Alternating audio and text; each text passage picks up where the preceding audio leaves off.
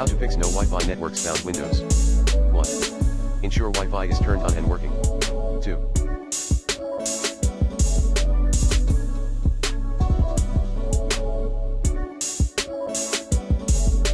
Use Ethernet cable, if you can. 3. Run the network troubleshooter. 4.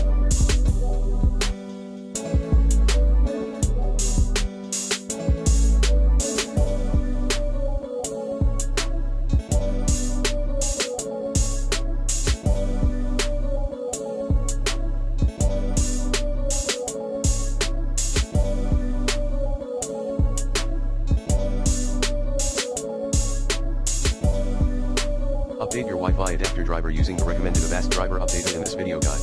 5. Roll back Wi-Fi adapter drivers, if you can. 6.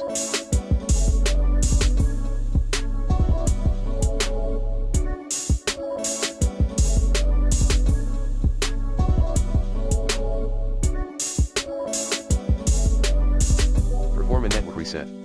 7. Change 802.11 channel value in router admin page.